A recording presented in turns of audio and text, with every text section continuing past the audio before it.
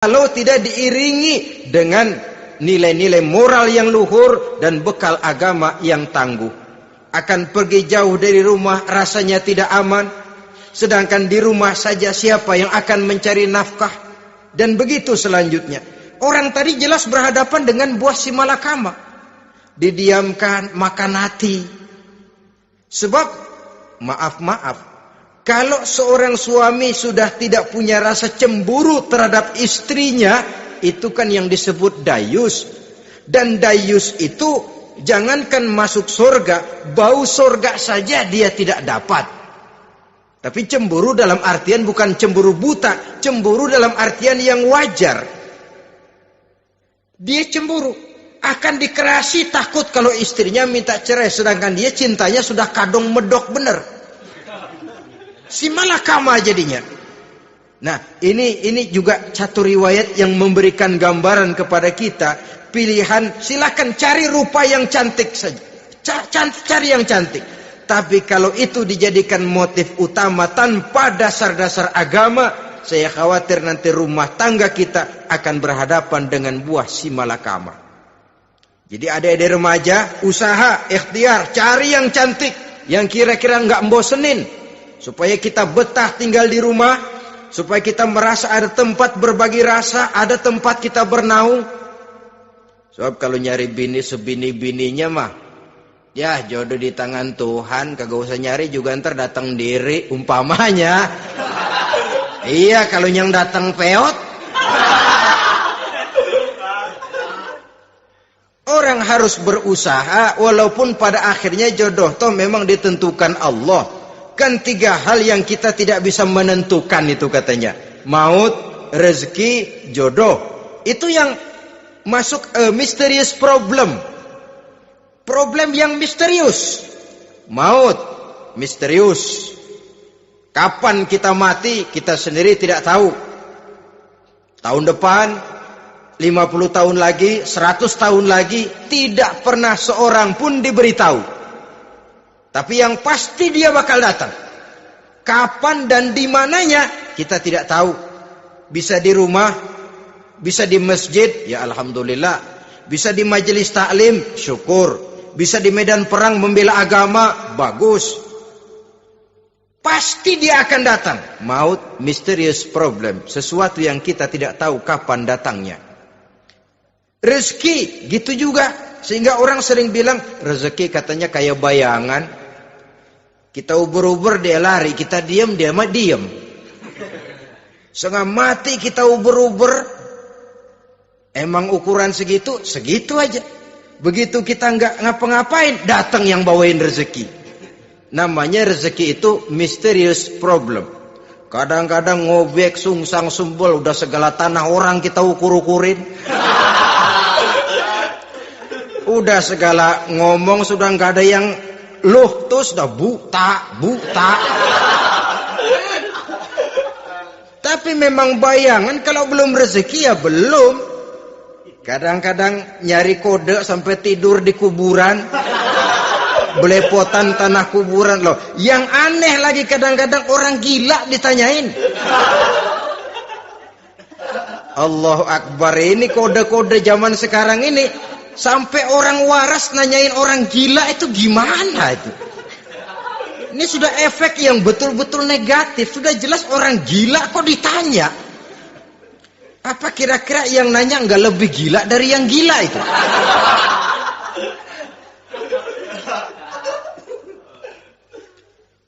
Saudara-saudara kaum muslimin, terutama adik-adik remaja dan para pemuda, jadi silakan saja cari rupa yang cantik, karena dia akan jadi tautan hati, buah hati belahan jantung, tempat kita berbagi rasa, tempat kita pulang dan tinggal di rumah tangga kita. Tapi hendaknya kecantikan rupa itu diiringi juga dengan kecantikan budi. Karena itu cari rupa yang cantik. Ini pilihan utama. Yang kedua, kata Nabi, harta, cari yang kaya. Tetapi jangan lupa, jangan dijadikan pilihan utama. Karena kekayaan sering mendatangkan kesombongan. Apalagi kalau seorang pemuda mendapat istri orang kaya, hidupnya dimodali oleh istrinya, maka biasanya wibawanya sebagai seorang suami akan hilang. Akhirnya komando di tangan istri. Dikala itulah suami tidak lebih daripada prajurit yang taat kepada komando istrinya.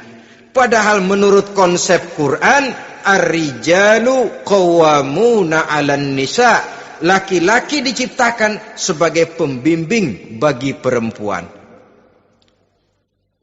Kalau nanti suatu saat terjadi benturan, sedangkan modal diberikan oleh istri, terjadilah pengungkitan.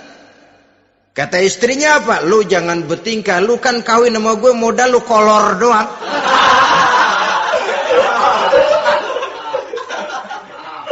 Kalau sekarang bertingkah, silakan keluar rumah. Bawa seperti engkau datang dulu, jangan bawa apa-apa. Pergilah seperti engkau datang dulu kemari. Hilanglah wibawa seorang suami. Suami kalau udah digentak sama istri begitu, ngelempuruk kayak ayam sampar. Di mana lagi letak wibawanya?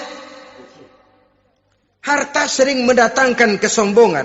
Oleh karena itu, walaupun diperintahkan cari yang keturunan orang kaya, tapi maksudnya jangan dompleng.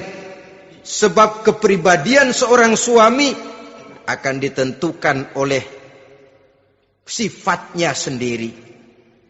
Keberadaannya ditentukan oleh karya dan perbuatannya sendiri. Itulah yang akan menampilkan kepribadian dia dalam kehidupan di masyarakat ini. Saudara-saudara kaum muslimin, terutama adik-adik remaja dan para pemuda. Kan kadang-kadang di zaman sekarang kan kelas-kelas gigolo, playboy ya, nyari tante-tante kesepian, mejeng-mejeng di pinggir-pinggir jalan dengan harapan apa? Ya barterlah. Tukar tambah, nah, supaya dapat rokok, dibelikan pakaian, motor dan sebagainya.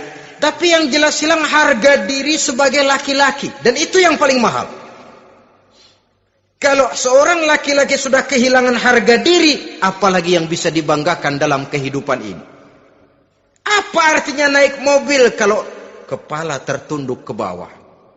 Apa artinya jalan di tengah masyarakat kalau kita tidak bisa menengadah dengan satu kebanggaan? Hilangnya harga diri merupakan kehancuran awal dari sebuah pribadi yang untuk jangka panjang kita tidak akan bisa lagi berbuat banyak. Tanpa harta orang memang sulit untuk bahagia, tapi harta semata-mata bukan merupakan jaminan bahwa orang lantas akan bahagia. Saya barangkali harus berkata, banyak orang miskin yang kaya, tapi tidak sedikit orang kaya yang miskin. Saya ulangi ini, banyak orang miskin yang kaya, tetapi tidak sedikit orang kaya yang miskin.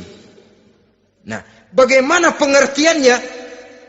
Orang miskin yang kaya, materinya sederhana, peralatan rumah tangganya sederhana, tapi hatinya kaya. Oleh karena hatinya kaya, jiwanya lapang. Sebaliknya, orang kaya yang miskin, di tengah kelimpahan materi yang berlimpah, segalanya serba ada, hatinya yang miskin. Kelimpahan materi tidak akan sanggup mengobati kemiskinan hatinya. Sehingga di tengah kehidupan yang serba ada, dia masih merasa kurang, maka dia tidak pernah cukup.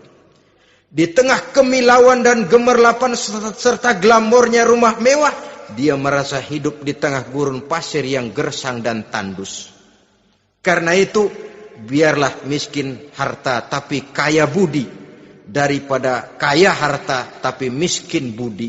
Lebih utama lagi, kaya harta, kaya budi. Itu idealnya.